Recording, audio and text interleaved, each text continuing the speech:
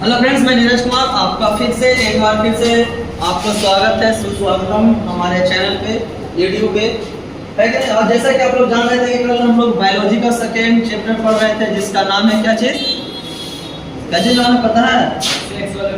Sexual reproduction in flowering plant. यहाँ तक हम लोगों ने कुछ टॉपिकों का जाना था, कुछ पॉइंट हम लोग पढ़ चुके हैं और आज आगे जस्ट उसके आगे आने वाला जो चीजें है उसको हम लोग जानते हैं, है ना। कल हम लोगों ने ये भी जाना था कि जो फ्लावर जो है किस प्रकार से पौधे का रूप ले लेते हैं, है ना। उनका पॉलिनेशन कैसे होता है, तो सारे चीज हम लोग पिछले वाले क्लास में हम लोगों ने पढ़ लिया है। और आज आगे की कहानी हम लोग आगे लेके चलते हैं। और याद रहेगा, जो पीछे वाले क्लास आप नहीं पढ़े हुए तो कृपया कर उसे एक बार देखें और उसके बाद ही नेक्स्ट वीडियो आपको समझ में ज़्यादा बेटर ढंग से आएगा। चलिए इसे समझाने की हम कोशिश करेंगे कि ये भी बहुत बेहतर ढंग से समझ में आए, लेकिन पहले आप अगर जो पीछे वाले क्लास को देखते हो तो और बेहतरीन तरीके से आपको समझ में चीजें आएगी। चलिए स्टार्ट करते हैं। मैंने लिखा है माइक्रोस्पोरोजेनेसिस, है ना। माइक्रोस्पोरोजेनेसिस क्या होता है? ये भी फ्लावर का एक पार्ट है, माइक्रोस्पोरोजेनेसिस, है ना। सबसे पहले माइक्रोस्पोरोजेनेसिस में मदर सेल जिसका नाम है माइक्रोस्पोर, याद रहे मदर सेल। अगर जब से कोई पूछेगा कि मदर सेल क्या है तो माइक्रोस्पोर एक मदर सेल है ना। कौन सा सेल है? मदर सेल है। जैसे माइक्रोस्पोर आगे जाता है तो माइक्रोस्पोरस बन जाता है। किसके सहायता से? तो मियोसिस एक प्रक्रिया है जिसके द्वारा माइक्रोस्पोरस बन जाता है और उसके बाद पॉलन ग्रेन की निर्माण होते हैं। किसके? पॉलन ग्रेन की निर्माण होते हैं। कल हम लोग चर्चा किए थे कि पॉलन ग्रेन क्या होता है ना। और पॉलन ग्रेन से किस प्रकार से पॉलिनेशन के द्वारा आगे ओवरी में मिल जाता है, अंडाणु में मिल जाता है ना। इसकी चर्चा हम लोग पीछे वाले क्लास में कर चुके हैं। कोई पॉलन ग्रेन का निर्माण हो चुका है कि नहीं। और जरा देखते हैं हम लोग इसका डिफिनेशन। जैसे कि हम लोग लिखे हैं माइक्रोस्पोरोजेनेसिस। माइक्रोस्पोर का मतलब होता है मदर सेल। क्या होता है भाई? Mother cell. अभी जाने कि माइक्रोस्पोर जो कैसा सेल है? Mother cell. आपको ऑब्जेक्टिव में देखने को मिलेगा, इसमें क्लिक करने का रहेगा। बताइए माइक्रोस्पोर ऑब्जेक्टिव ऑप्शन में दे देगा फीमेल या मेल, तब तुरंत पता करोगे कौन सा है? मदर सेल यानी फीमेल सेल है ना। माइक्रोस्पोर से जो मियोसिस की प्रक्रिया होती है और माइक्रोस्पोरस बना जाता है और उसके बाद पॉलन ग्रेन की निर्माण होती है ना। चलिए आइए इसका डिफिनेशन क्या हो जाएगा माइक्रोस्पोरोजेनेसिस का। तो फॉर्मेशन ऑफ हेल्पाइड microscope from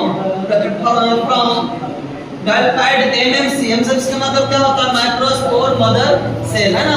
mother cell by the meiotic division, है ना। मेयोटिक डिवीजन के द्वारा माइक्रोस्पोरोजेनेसिस का निर्माण होता है, ठीक है। आइए तो इसके और विशेष चर्चा हम करते हैं। एक लेते हैं फिलामेंट और एंथर का नाम तो सुने ही होंगे आप लोग, है ना। चलिए फिलामेंट और एंथर देखिए। ये फिलामेंट है ना। आप फ्लावी का पॉइंट जानते हैं, इसको बोलते हैं लोग फिलामेंट। और ये हमारा है एंथर। क्या चीज हमारा? एंथर, है ना। एंथर जो होते हैं, एंथर में दो थिकस होते हैं। एंथर में कितने थिकस होते हैं? 2 थिकस होते हैं, है ना। और ये फिलामेंट और ये एंथर है कि नहीं। चलिए और आगे यहाँ तक जल्दी से आप नोट करेंगे।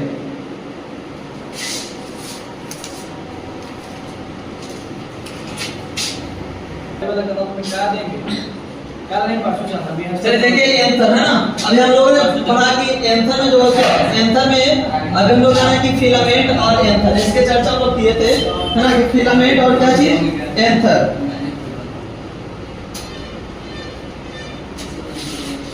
इसमें 2 थिकस होते हैं। कितने थिकस होते हैं? 2 थिकस। देखिए सबसे पहला ये कितने थिकस होते हैं? 2 थिकस। और 2 थिकस को इस प्रकार से करते हैं तो टोटल 4 चेंबर बन जाते हैं। कितने चेंबर बन जाते हैं? 4 चेंबर। तो देखिए टोटल 4 चेंबर्स होते हैं, जिसको हम लोग माइक्रोस्पोरोजेनियम के नाम से भी जानते हैं। 4 चेंबर बन जाते हैं। टोटल 4 चेंबर होने के कारण इसको टेट्रास्पोरोजेनेट का नाम से जाना जाता है। याद रखिएगा कि 4 चेंबर होने के कारण इसे टेट्रास्पोरोजेनेट के नाम से भी क्या किया जाता है? जाना जाता है। आइए देखते हैं लोग 4 चेंबर ये है ना। यह देखिए फिगर आप भी ड्रॉ कर लीजिएगा इस प्रकार से, ये जो सारे के सारे जो अंदर में है माइक्रोस्पोर मदर सेल। ये जो है माइक्रोस्पोर मदर सेल, है ना। सभी में माइक्रोस्पोर मदर सेल है जो कि सराउंडेड बाय 4 लेयर है। कितने लेयर से छिपा हुआ है? तो 4 लेयर से पूरी तरह से क्या हुआ है? घिरा हुआ है ना। आप इसे नोट करें जल्दी से।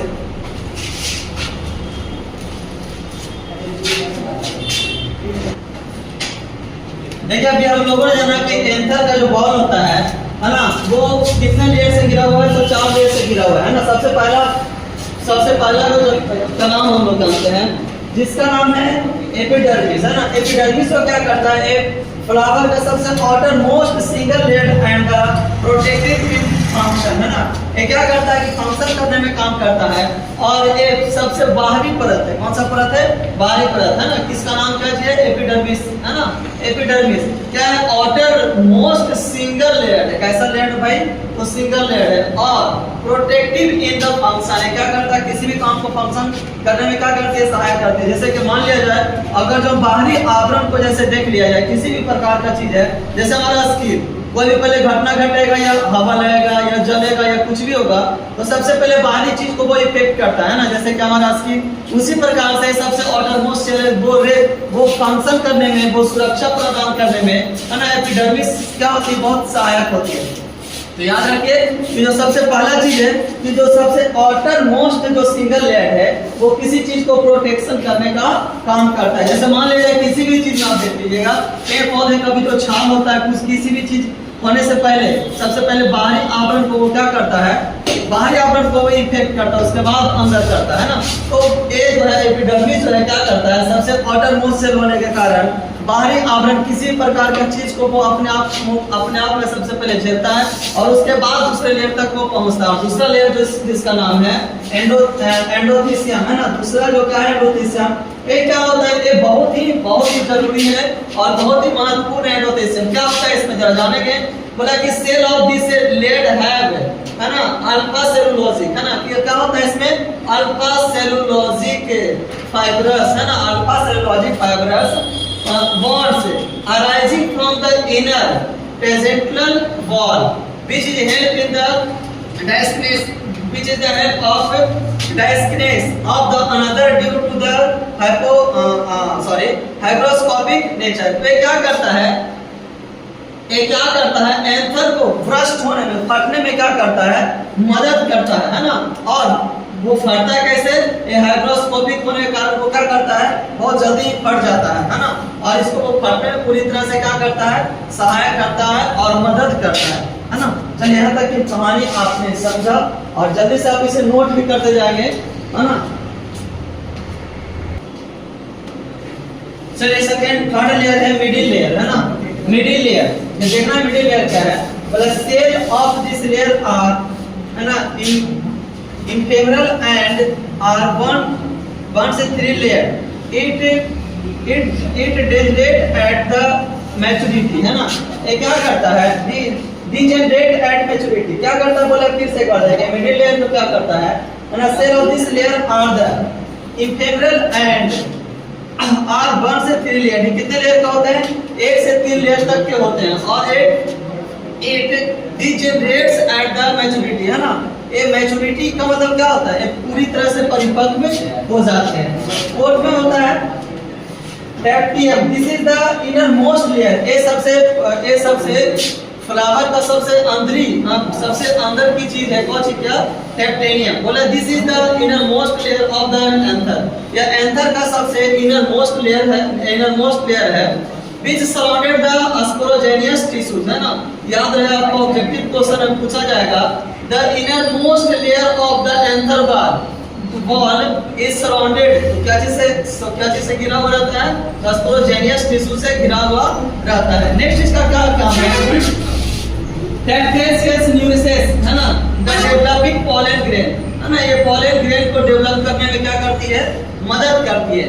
Cell of the टेप्टियम process dense cytoplasm and generally have more than 1 nucleus, है ना।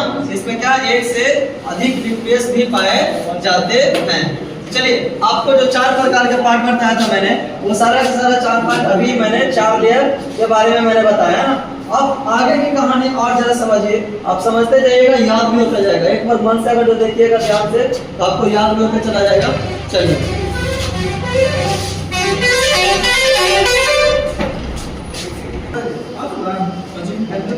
अभी जाने रहे कि generally more than one nuclear है ना। अगर generally more than one nuclear होता है तो उसे हम बोलते हैं पॉलीपेड के नाम से क्या करते हैं, जानते हैं, पॉलीपेड। अब जरा देखते हैं है ना, ये वाला जो है मदर सेल होते हैं। अगर सबसे पहले मदर एक सेल होते हैं है ना, फिर एक टूट जाते हैं, टूटने के मियोसिस की प्रक्रिया होती है, वो टूट जाते हैं और दो मदर सेल में डिवाइड हो जाते हैं ना। फिर से मियोसिस की प्रक्रिया होती है, तो मियोसिस नंबर 1 और मियोसिस नंबर 2 है ना। और जैसे टूटने के बाद ये 4 ग्रुप में क्या हो जाते हैं, डिवाइड हो जाते हैं, 4 ग्रुप में टूट जाते हैं, जिसको हम लोग बोलते हैं पोलन ट्रेयर है ना, पोलन ट्रेयर। अब क्या होता है, सारे के सारे सेपरेशन होना स्टार्ट हो जाता है। जरा समझेंगे बातों को, क्या होता है, सेपरेशन होना होता है, सेपरेट हो जाता है ना। देखिए सब अलग अलग अब हो गए है ना, और सब अलग अलग, जैसे बेबी टूट जाएगा तो पूरा का पूरा सब पूरी तरह से अलग हो जाएगा। बहुत सारा हजारों हजार की संख्या में क्या कर जाता है, बन जाता है, जिसको बोलते हैं मैच्योर पोलन ग्रेन है ना। मैच्योर पोलन ग्रेन के नाम से इसे क्या करते हैं, जानते हैं।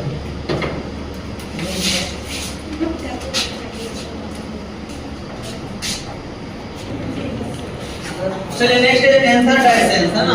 क्या होता है एंथरडाइसेंस, बोला after microsporogenesis the formation of pollen grains है ना। बोला आफ्टर माइक्रोस्पोरोजेनेसिस यानी the formation of pollen grains के फॉर्मेशन के बाद after the all lipids and all pollen grains है ना। बोला है कि जब pollen grain after the microsporogenesis the formation of pollen grain, जैसे कि पोलन ग्रेन्स का फॉर्मेशन के तुरंत बाद क्या होता है ना, वहां पर से lipids and the all pollen grains, बहुत हजारों हजार की संख्या में पोलन ग्रेन्स क्या करती है, बाहर ऑफ हो जाती है, रिलीज हो जाती है ना। जैसे देख लीजिए इस फिगर में, इस फिगर तो ठीक से नहीं बना, लेकिन आप बना लीजिएगा। देखिए एनसीईआरटी के बुक में दिया हुआ बहुत सारे पोलन ग्रेन्स क्या होते हैं, रिलीज होते हैं और होते हैं, लेकिन